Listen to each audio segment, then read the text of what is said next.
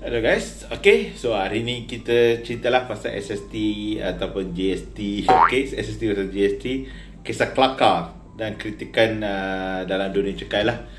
Okay, so selamat datang. Okay, hari ni kita membongkar rahsia-rahsia cukai yang sering kita buatkan kita galing kepala, lagi-lagi sekarang ni, okay. Sejak 1.5.3, okay, SST 8% ataupun 6% lah, bergantung pada siapa yang you all dengar, okay. Dia sebenarnya ada yang 6%, ada yang 8%, okay. Tapi apa yang saya nak tunjuk ni adalah tiket kapal terbang, okay. So ni adalah rahsia yang mungkin geng-geng Walanon atau Madanon dia tak cerita dekat you all, okay.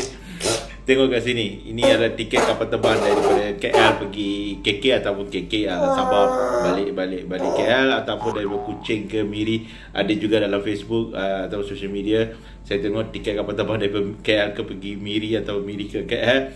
Semua dah ada dah, SST 8%. Inilah kerajaan Madanon yang you all sanjung ni, okay.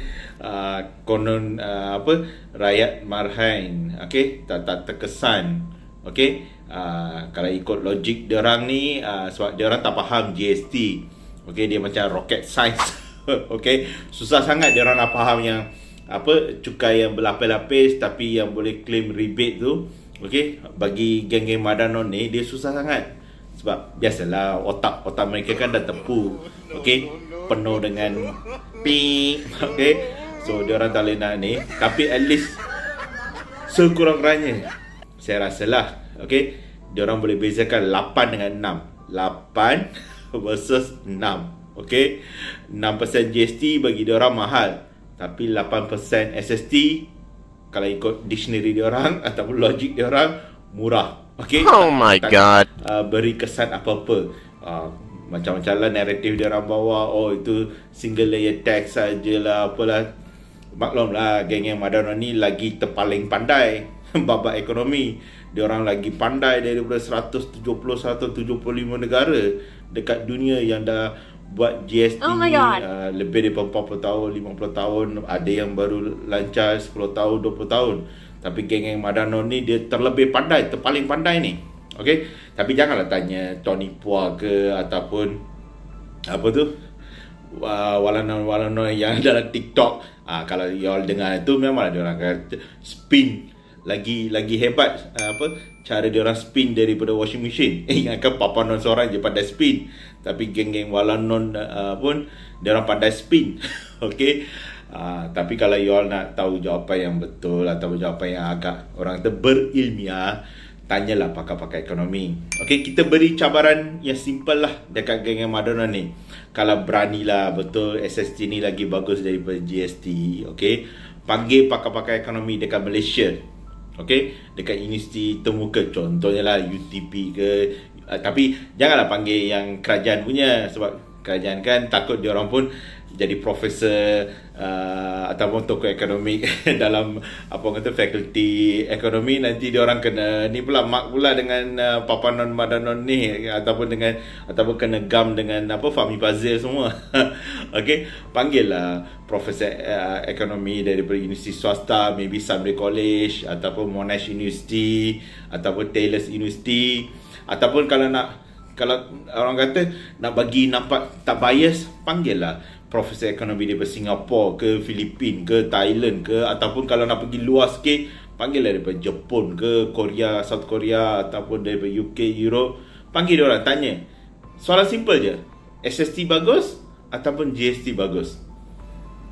Suruh diorang bagi jawapan, okay, unbiased. Okay, sebab tu saya kata kena ambil pakar-pakar ekonomi daripada universiti swasta ataupun daripada luar, supaya you all, sebab kalau you all dengar geng-geng spin Papanon ni, diorang akan cerita lah, oh SST lagi bagus, sebab bagi diorang 8 lagi kecil daripada 6. Okay, saya tak faham mana diorang dapat logik tu.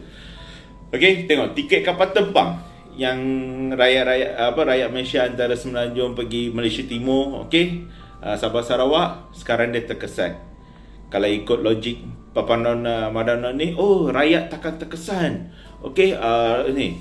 Tapi ada yang cari orang kata mata pencarian, nak dapat nak cari peluang pekerjaan dekat area Semenanjung, ataupun nak balik kampung untuk nak jumpa ibu bapa ataupun nak balik beraya. Macam mana ni? Okay, itulah dulu at least GST. Kalau you all tengok pun, okay, satu lagi tips. Kalau you all tak faham kenapa GST lagi bagus, cuba tengok balik video-video yang diorang tengah spin ni. Salah satu ayat mesti akan keluar. Kerajaan perlu implement cukai ni sebab dia perlukan pendapatan untuk menampung defisit negara. Okay, sebab tu lepas tu satu lagi ayat dia orang kata, oh, GST ni akan menambah pendapatan kerajaan.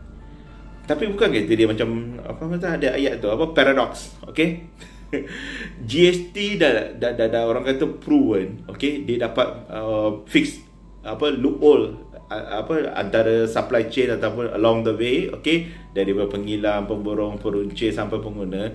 Lepas tu dia based on orang kata consumption tax. Okay, so dia dapat tax lagi banyak you guna, lagi banyak you kena tax. Lagi mahal you guna, lagi banyak you kena tax. Okay, jadi sekurang-kurangnya GST 6% masa dilancarkan. Okay, so dia dapat merangkumi. Okay, of course masa dia implement tu mungkin adalah salah sikit apa semua tu, tapi that beside the fact GST adalah lebih baik. Okay, 6% banding dengan sekarang ni kejap SST ni, SST tu ni, lepas tu daripada 6% pergi ke 8%, lepas tu SST 0% diperluaskan pergi ke 6%, ada yang 0% pergi 8%, macam-macam lah.